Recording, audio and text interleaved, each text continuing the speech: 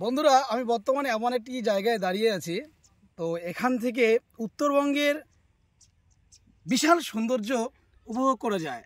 দেখুন, আমি এই উত্তরে দেখাচ্ছি, উত্তরে যে হিমালয় পর্বতমালা আছে, আর আমাদের উত্তরবঙ্গের যে দৃশ্যটি কমন অর্থাৎ কাঞ্চনজঙ্ঘা দেখার দৃশ্য, আজকে সারাদিন ধরে উত্তরবঙ্গের সমস্ত জায়গা থেকে এই কাঞ্চনজঙ্ঘা যেভাবে দেখা গেছে, উত্তরবঙ্গের সমস্ত পাহাড়প্রেমী মানুষের মন পাহাড়ের দিকে ছুটে গেছে আজকে। আর আমিও আজকে সারাদিন ব্যস্ততার মাঝেও ছুটে আসলাম এই পাহাড় দেখার জন্য। আমি বর্তমানে যেখানে দাঁড়িয়ে আছি, এই জায়গাটি হলো ময়নাড়ি ব্লকের রামসাই মেদলা ওয়াচ টাওয়ারের খুব কাছাকাছি দূরত্বে জলঢাকা নদীর তীরে একটি জায়গা। ঠিক আমার সামনেই মূর্তি এবং জলঢাকা নদীর সঙ্গমস্থল। বন্ধুরা, এখান থেকে একদিকে আমরা যদি তাকাই, ভুটানের ছোট ছোট পাহাড়ের সৌন্দর্য উপভোগ করতে পারি। আর আজকে এমন একটা দিন, দেখুন দিনের বেলা, অর্থাৎ এখনও সন্ধ্যা হয়নি, পূর্ণিমার চাঁদের মতো গোল চাঁদ পূর্ব আকাশে দেখতে পাওয়া যাচ্ছে।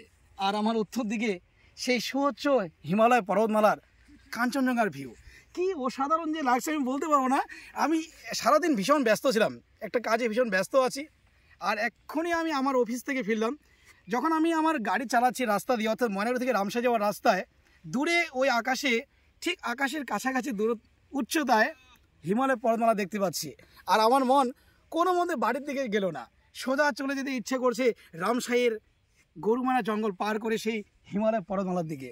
আর ইচ্ছা থাকলে কি উপায় হয়? হয় না।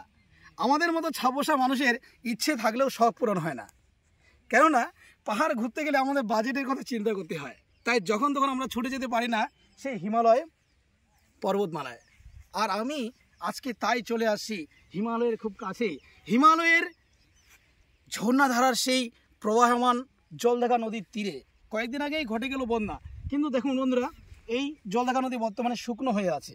তার তীর এখনও মানুষকে ডাকে আনন্দ দেওয়ার জন্য, এখানকার প্রাকৃতিক পরিবেশকে উপভোগ করার জন্য। আর আমি কোনো মতেই এই সৌন্দর্য দেখে চুপ থাকতে পারবো না, তাই আমি ছুটে আসছি আজকে এই রামসাইয়ের জলঢাকা নদীর চরে। চলুন বন্ধুরা, পাহাড়ে ঘুরে আসি।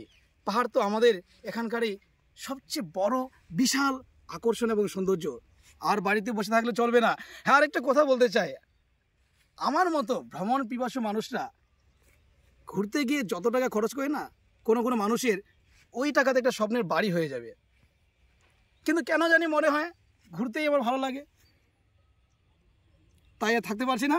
চলো আমার সাথে ওই সুউচ্চ হিমালয় পর্বতমালার কাঞ্চনজঙ্ঘার শৃঙ্গে।